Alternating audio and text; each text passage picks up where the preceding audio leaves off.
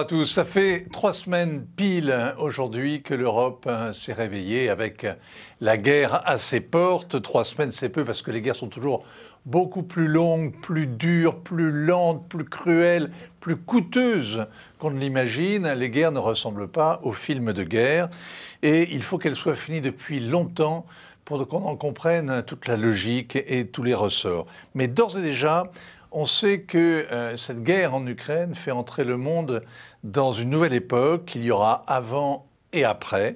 La mise au banc de la Russie la précipite dans les bras de la Chine, par exemple, ce qu'elle ne voulait pas forcément.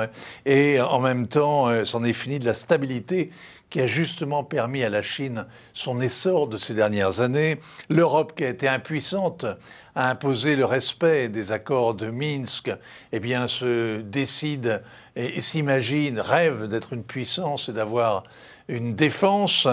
Il est un peu tard peut-être, mais elle se retrouve en fait de plus en plus inféodée aux États-Unis sur le plan de la défense. L'Asie, l'Afrique, le Maghreb restent au balcon, mais ils n'en sortiront pas indemnes car chacun va payer la facture.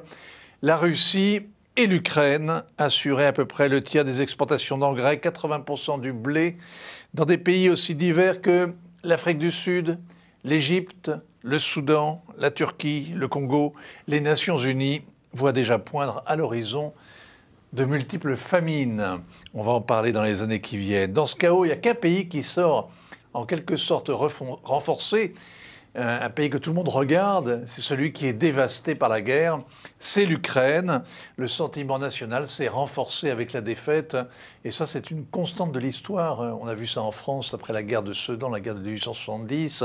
Il y a un sentiment national qui est devenu très vivace, et le président Zelensky est devenu une sorte de star mondiale qui va de parlement en parlement. Il reste toujours dans son palais ou dans son sous-sol, mais il apparaît sur tous les parlements pour prêcher la bonne parole. On va parler de l'Ukraine avec un homme qui a passé ces dernières années à tenter de connaître l'histoire de l'Ukraine, à tenter de comprendre l'âme de son pays. Bienvenue sur Télésud, Pierre Laurin. Merci. Vous êtes l'auteur de cette Ukraine, une histoire entre deux destins, qui est publié chez Bartilla. Il faut que je vous présente quand même. Vous êtes journaliste. Non, vous êtes écrivain, vous avez été journaliste. J'ai été journaliste. Et vous avez en fait découvert l'Union soviétique dans les années 80, à la fin de la période brejnevienne. Vous avez scruté ce qui se passait au Kremlin au moment de la perestroïka. Vous avez voyagé dans le pays. Vous êtes intéressé à l'histoire de la Russie. Vous avez écrit de nombreux ouvrages. Et vous avez aussi découvert Vladimir Poutine tout à fait au début. Vous avez écrit sur lui. Et vous avez essayé de sonder l'histoire et d'expliquer ainsi le présent. Le dernier livre que vous avez publié, donc, vous avez eu le nez creux. C'est cette histoire de l'Ukraine. Vous allez nous raconter comment vous êtes venu à l'Ukraine, pourquoi vous êtes attelé à ce travail. C'est un gros travail. Le livre est très épais, il est très dense. Il fait 679 pages. Toujours impressionné quand même, un travail de si longue haleine. Je voudrais vous demander, est-ce que vous vous attendiez, vous qui avez travaillé sur l'Ukraine depuis toutes ces années, est-ce que vous vous attendiez à la guerre ou est-ce que vous avez été pris de court comme tous les gens, comme tous les spécialistes? J'ai été sidéré. C'est-à-dire que jeudi, il y a 3 semaines, quand vous êtes réveillé, que vous avez allumé le poste, je vous me êtes suis tombé du dit, lit. ce n'est pas possible, je suis dans un univers parallèle. Pourquoi est-ce que vous pensiez que ce n'était pas possible? Parce que ce n'était pas l'intérêt de la Russie? Ce n'était pas l'intérêt, à ce moment-là en tout cas, ce n'était pas l'intérêt de rompre une chaîne qui était en train de se développer. On avançait à très petits pas dans le sens des négociations. La Russie négociait avec les États-Unis, qui lui présentaient régulièrement des fins de non-recevoir à tout ce qu'elle proposait. Avec l'OTAN, c'était la même chose.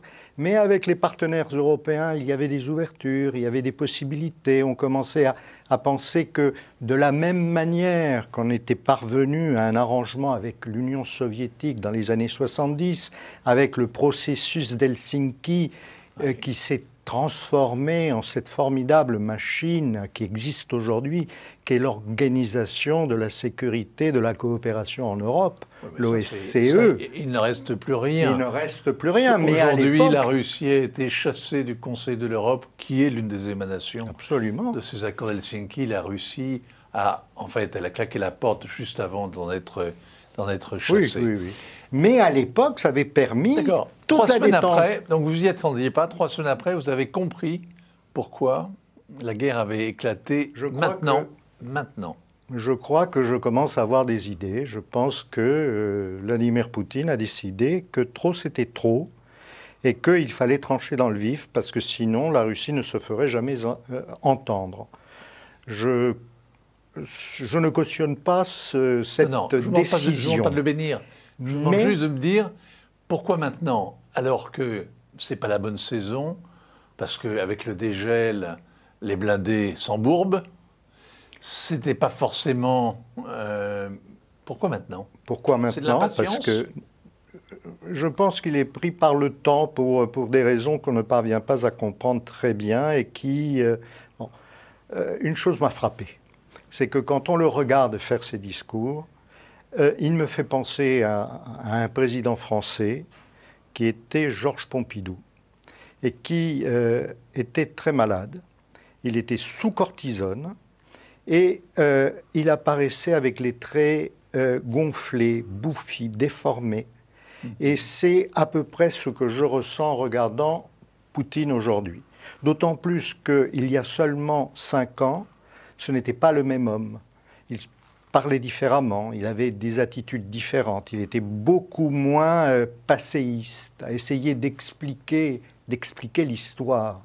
Oui, il a fait un discours hier qui est une sorte de discours fleuve qui réinscrit son action à l'intérieur d'un schéma historique très paranoïaque d'ailleurs, où il se présente comme finalement la Russie comme vraiment la victime des manigances de l'étranger. C'est comme ça qu'il le perçoit, mais ce n'est pas lui seulement qui le perçoit comme cela. La majorité des Russes le perçoivent indépendamment de la propagande qui peut agir ou quoi. Vous n'êtes pas surpris quand même que le président russe explique que les sanctions qui ont été décidées après son invasion de l'Ukraine, il les assimile à un pogrom, c'est-à-dire à la violence contre les Juifs commise par les nazis. Non, pas surpris de cette victimisation. En russe, le mot pogrom n'a pas exactement le même sens. Mais il parle des pogroms des Juifs. Oui, mais c'est exactement comme pour les Américains le mot croisade. Ça n'a rien à voir avec la connotation des croisades. C'est en fait une cause que l'on embrasse et que l'on défend. Et là, effectivement, en ce qui concerne le mot pogrom, il a un sens qui, en Russie, dépasse complètement. Même si on fait effectivement référence au pogrom des Juifs, qui était très fréquent à l'époque tsariste. Mais donc, vous pensez que l'homme, en le regardant, donc ces traits un peu bouffis, est sans doute malade, que l'isolement auquel il s'est soumis depuis 2 ans, en étant retranché dans sa datcha, pourrait-on dire, en s'abritant du Covid, et on l'a vu tenant à grande distance de ses ministres ou de ses hôtes. Oui, absolument. Mais que c'est par éclipse, ça. Il se tient à 10 mètres du président français, mais il est à tout touche du président chinois, quand même, quand il va au jeu. Parce que les conditions ne sont pas les mêmes et ils se soumettent à des processus de contrôle du Covid qui sont un peu différents. Il n'a pas confiance visiblement dans le il n'a pas confiance dans le Sputnik, dans le vaccin russe. Si, le vaccin russe, il fonctionne aussi bien ou aussi mal que les vaccins occidentaux. Il faut croire qu'il n'a pas été vacciné, alors. Si, il a certainement été vacciné, mais vous savez, beaucoup de gens ont reçu leurs 3 doses et tombent malades tout de même. Ce n'est pas une panacée. Alors, en ce qui concerne, je reviens à cette idée bon, s'il est malade, s'il le sait, s'il estime qu'il lui reste relativement peu de temps, la tentation qu'il peut avoir, c'est de faire place nette, de débarrasser la Russie du problème de l'épine dans le pied ukrainienne et de laisser place nette à son successeur, quel qu'il soit. Place nette, façon de parler. Hein. Pour l'instant, c'est les débris. Hein. Ah oui, certainement. Mais s'il règle le problème du Donbass, ensuite, il n'y a pas pour la Russie de réel problème géopolitique en Europe. Il y a la Crimée. Non, la Crimée sera réglée en même temps que le Donbass. Ouais. Si effectivement on vous arrive... pensez en faisant la guerre, en allant détruire une partie de l'Ukraine, quand il se retirera, on lui concédera et la Crimée, désormais annexée à la Fédération de Russie. De toute façon, les Russes ne reviendront jamais sur la Crimée, jamais. Ils ne l'abandonneront pas, non. Mais ils le feront admettre. Je crois que ce sera admis avec le temps. Vous savez, un pays qui est majoritairement composé de Russes ethniques, non pas de russophiles, de russophones, d'Ukrainiens qui seraient partisans de la Russie. Non, ce sont des Russes ethniques à 70%. Oui. Bon, est-ce qu'on peut s'opposer alors que l'on concède l'indépendance au Kosovo ou effectivement les Albanais? Oui, mais justement, la Russie contestait la reconnaissance du Kosovo. Oui, tout à fait. Donc on ne peut pas être à la fois contre le Kosovo indépendant arraché à la Serbie et pour la Crimée. Bon, c'est un peu des querelles d'Allemands. Tout ça, c'est un peu compliqué. On va essayer Ils sont très subtils, les Allemands, attention. Oui, mais on va essayer de faire un peu plus... On va essayer de simplifier les équations. En même temps, la guerre simplifie les choses. On parle beaucoup de Vladimir Poutine. Peut-être est-il malade. En tout cas, il est impatient. Et en tout cas, il a une vision assez paranoïaque de l'histoire. J'insiste. Parce que se décrire comme le juif des nations, expliquer qu'il a été piégé, voir un complot. Il a une vision complotiste, ça. C'est son héritage d'agent du KGB. Non. Peut-être, mais je ne suis pas sûr. Vous savez, si vous regardez les choses d'une manière avec beaucoup plus de distance et plus objective, vous vous rendez compte que voilà un homme qui a été élu en 2000. La première chose qu'il fait, c'est demander à l'OTAN si la Russie peut intégrer. Et on lui répond non. Est-ce que la Russie peut établir un lien d'alliance entre l'OTAN et le pays? Et on lui répond oui, on peut voir cela. Un dialogue. Un dialogue. On crée en 2002 le Conseil Russie-OTAN. Pour la Russie, c'est une victoire. Elle se retrouve à l'intérieur de ce Conseil, non pas dans un duo avec l'OTAN, mais intégrée à l'intérieur des pays qui composent l'OTAN. Autour de la table, tous les pays sont à égalité, les membres de l'OTAN et la Russie. Et ils discutent, et c'est formidable. Et puis arrive un événement imprévisible, c'est la volonté américaine d'intervenir en Irak et de chasser Saddam Hussein. Et là, la France, l'Allemagne et la Russie ne sont pas d'accord. Et c'est la France qui met son veto au Conseil de sécurité. Ce n'est pas la Russie, c'est la France. Qui menace. Une fois que la France a dit non, la Russie dit non aussi. Surprise à la fin de la guerre, lorsque les Américains décident que, ils vont punir les coupables, ce n'est pas la France ou l'Allemagne qu'ils punissent, c'est la Russie. Alors que la Russie, au départ, était prête à aller avec eux. Si on lui avait tendu la main, elle serait allée. Et ainsi de suite, et progressivement, de coup en coup... L'affaire est scellée, il y a 15 ans, 2007, le président a compris, et fait un discours à Munich, devant un discours sur la stratégie. Il a compris que désormais, avec l'OTAN, il va falloir entrer dans un rapport de force. Expliquez-moi, parce que, on peut parler de Poutine pendant des heures, mais l'important, c'est l'Ukraine. Oui, bien sûr. Une histoire entre deux destins. Est-ce que vous diriez que la guerre qui sévit depuis 3 semaines est une guerre civile? Voilà. C'est quoi une guerre civile? C'est ça le problème. Eh bien, entre Russes du Nord et Russes du Sud. Entre Slaves. Entre Slaves. Oui, c'est une guerre civile d'une certaine manière. C'est surtout une guerre civile à l'intérieur d'un pays parce qu'il y a 2 peuples différents. C'est le même peuple mais avec 2 tendances différentes. Il y a des Russes qui sont des Russes ethniques d'un côté et il y a des Ukrainiens qui sont des Ukrainiens ethniques de l'autre côté. Les Ukrainiens ethniques sont tournés vers l'Europe. Pourquoi? Parce que le nationalisme ukrainien est né en Autriche. Il est né dans la partie de l'Ukraine actuelle qui était qui faisait partie de l'Empire austro-hongrois, puis de la double monarchie, la Galicie. Là, la question de savoir s'ils sont slaves ou s'ils sont européens ne se pose pas, ils sont européens, ils sont les deux, mais bon. Cette partie a été intégrée à l'Ukraine russe, disons, à l'Ukraine du Dniepr, à l'issue de la Seconde Guerre mondiale. Et là, ça a été terrible, parce qu'ils ont subi la soviétisation. Les élites ont été décimées, la population qui ne convenait pas a été éliminée, et c'est une... comment dirais-je ? C'est vraiment une douleur, une souffrance quotidienne. Un traumatisme terrible. Un traumatisme. Et c'est récent, ça, un siècle en fait. Moins d'un siècle. Moins d'un siècle. Et donc, ils ne peuvent pas, ces gens ne peuvent pas voir ni l'Union soviétique, ni évidemment la Russie. Ah oui, donc il y a une hostilité d'une partie de la population ukrainienne avant même la chute du mur, depuis la chute du mur, qui a perduré. Absolument. Depuis 30 ans. Mais ça s'est vu. Et vous avez rencontré, vous, à Tbilissi, pardonnez-moi, vous avez rencontré à Kiev, oui, en Ukraine, de ces Ukrainiens qui sont hostiles à leurs frères. Absolument. Et ils sont très nombreux. Ils représentent, à l'ouest de l'Ukraine, ils représentent des majorités. Est-ce que Volodymyr... À l'est, c'est différent. Est-ce que Volodymyr Zelensky peut être rattaché, est l'homme de cette opposition assez frontale à la Russie? Non, pas du tout. Non. Au contraire, au début, lorsqu'il a été élu, il était élu sur un programme de paix.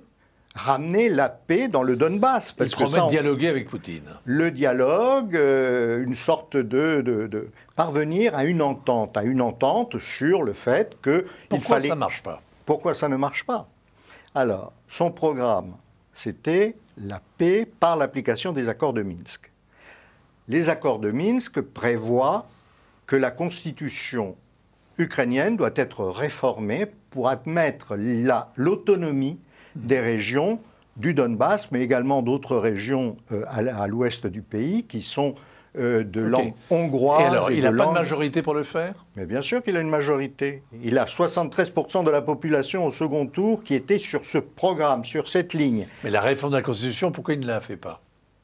Parce qu'on l'empêche de la faire, parce que les militaires sont contre lui, et ils veulent que la guerre se poursuive. Les oligarques sont contre lui parce qu'ils veulent que la guerre se poursuive. La guerre du Donbass, on ne parle pas de la guerre actuelle. Les manifestants dans la rue. Les manifestants dans la rue, les gens qui défilent sous les bannières néo-nazis régulièrement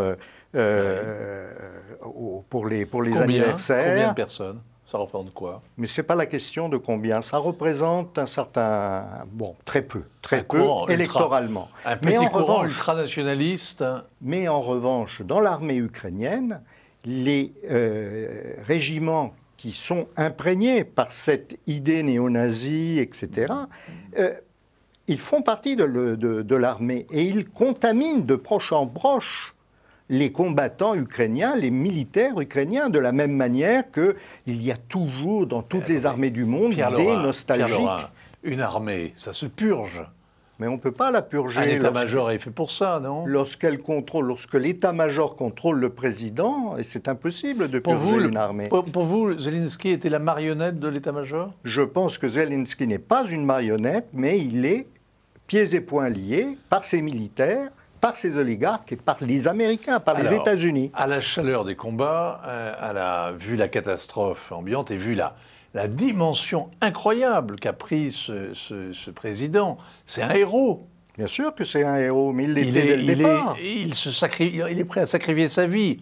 Il est magnifique, tout le monde l'admire, il est applaudi debout par toutes les assemblées où il apparaît en vidéo. Mais il était déjà comme ça au départ. C'est quelqu'un qui est investi d'une mission qu'il n'a pas pu accomplir, et au fur et à mesure qu'il est empêché de faire ce qu'il veut, eh bien, il se trouve d'autres éléments pour...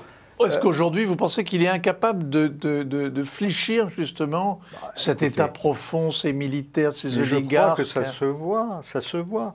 il y a 2 jours, il parlait de neutraliser l'Ukraine. Ouais. Il disait... En tout cas, il renonçait à adhérer à l'OTAN. Ah oui, il renonçait, et puis il évoquait le fait qu'on pouvait, sous certaines conditions, trouver une entente pour que l'Ukraine soit neutre. OK.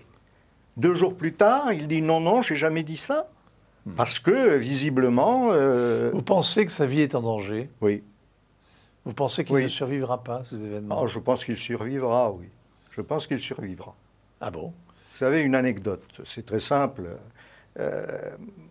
L'ancien président Poroshenko, son prédécesseur, qui a signé les accords de Minsk, a été mis en accusation par certains députés ukrainiens qui prétendaient qu'il était un traître de la nation parce que, justement, il avait signé ces accords.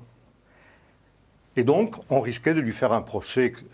Et le président Poutine, en plaisantant, lors de la conférence de presse avec Macron, il dit qu'il est prêt à accorder l'asile politique à Poroshenko.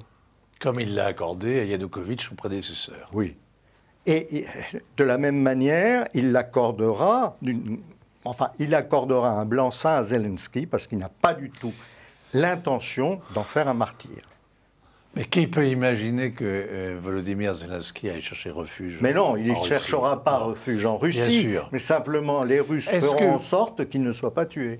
Comment est-ce que vous expliquez que la façon dont la Russie fait la guerre? Parce qu'on a l'impression qu'elle traite l'Ukraine, ce pays si proche, ce cousin immédiat, ce voisin immédiat, on a l'impression que la Russie traite l'Ukraine comme, je veux dire, un pays très lointain, et comme on le faisait jadis, en rasant les villes, en écrasant la population sous les bombes, par la terreur et par la force brute. Je crois qu'on a une vision de la situation sur le terrain qui est très déformée. Actuellement, nous avons une vision unique, c'est-à-dire que tout ce qui vient d'Ukraine est pris pour argent comptant. On a des témoignages qui sont d'une part contradictoires, on a une situation sur le terrain que l'on voit sous un prisme déformant. Là où l'on se bat réellement, où il y a des combats très violents, c'est dans le Donbass. Ouais. Là, il n'y a aucun doute. Les Russes et les séparatistes mettent le paquet. Et c'est également là que se trouvent les fameuses divisions que les Russes accusent d'être nazis. Dites-moi, ou qui ont intégré des éléments des brigades ou de la division Azov. Vous qui êtes historien, parce que je vous pose des questions en tant que spécialiste de l'Ukraine, ce que vous êtes, et en même temps en tant qu'historien. Je reviens un instant sur Vladimir Poutine. On a dit, à l'époque où il a été nommé, après des premiers ministres insignifiants, quand on a voulu, paraît-il, soumettre son nom à Boris Eltsine, qui était le président en fin de règne, on l'a placé au pouvoir pour qu'il fasse mine d'être un homme fort, disait-on à l'époque. Je ne me rappelle avoir lu ça. Et c'est comme ça qu'on l'a vendu, en tout cas, à Boris Eltsine, parce qu'il avait des services secrets et qu'il avait l'air sérieux. Il pouvait jouer aux hommes forts. Est-ce qu'il n'a pas fini par y croire? Est-ce qu'à force de faire, avec beaucoup de narcissisme d'ailleurs, de poser en pêcheur, en pilote, en torse nu, en lutteur, en judoka, à force d'être comme ça la caricature de la force, il n'a pas imaginé qu'il pouvait imposer sa volonté à un peuple de 45 millions d'habitants, à toute l'Europe et au monde entier? C'est très difficile de répondre à cette question. Je ne pense pas, honnêtement, qu'il ait été appelé pour être l'homme fort. N'importe qui derrière Boris Yeltsin aurait semblé fort. Ouais. Mais là on est plus près du docteur Folamour, qui brandit la menace nucléaire, qui menace la Terre entière, et qui se victimise en même temps que d'un dirigeant rationnel, fort. Mais il n'était pas comme ça il y a à peine quelques années. Il n'était pas comme ça.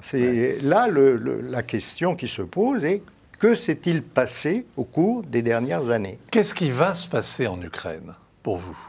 Dans le sentiment national ukrainien, qui a émergé quand même. Bien sûr, mais tout récent, ça a 30 ans. Il faut comprendre une chose, c'est qu'en Ukraine, c'est vraiment un creuset de peuples des peuples qui composaient l'ancienne Union soviétique. Il y a de tout. Mais il y avait, dans la totalité de l'Ukraine, 17% de Russes ethniques. Ces 17% de Russes ethniques étaient concentrés en Crimée et dans le Donbass. Ces parties-là, de toute manière, sont perdues pour l'Ukraine. Le reste de l'Ukraine, effectivement, devient un peuple ukrainien. La grande épreuve. Il traverse là la grande épreuve. La grande épreuve, formatrice, oui, c'est comme ça que naissent les nations. Cette nation ukrainienne sera extérieure à la Crimée et au Donbass. Et finalement, ce ne sera pas plus mal, parce que ce sera une nation qui, à travers l'épreuve, aura acquis une conscience nationale véritable, et non pas une conscience fictive, comme elle a eu pendant longtemps, artificielle. Ce n'est plus une colonie russe, ce n'est plus une colonie soviétique. Ça n'a jamais été une colonie russe ni soviétique. Non. Soviétique un peu quand même. C'était un pays... C'était la Russie. La République de l'Union soviétique, la République socialiste soviétique, qui était la mieux choyée par Moscou. Après avoir été martyrisée. Mais bien entendu, mais toute l'Union soviétique a été martyrisée. Et pas seulement l'Ukraine. Hein. Les famines, c'est quand même spécial. Les famines touchaient également le sud de la Russie et le Kazakhstan. Une histoire entre deux destins, les deux étant tragiques aujourd'hui. C'est Pierre Laurin, c'est publié chez Bartilla, et il faut le lire pour comprendre ce qui se passe, ce qui va se passer, parce que ça va durer très longtemps. Merci beaucoup Pierre Laurin, on aura l'occasion de se revoir. Oui, sans doute, oui. Si ça dure très longtemps, oui, vraisemblablement. Espérons. Non, au contraire, espérons que nous soyons toujours là. Rendez-vous la semaine prochaine, même lieu, même heure, sur Télé Sud.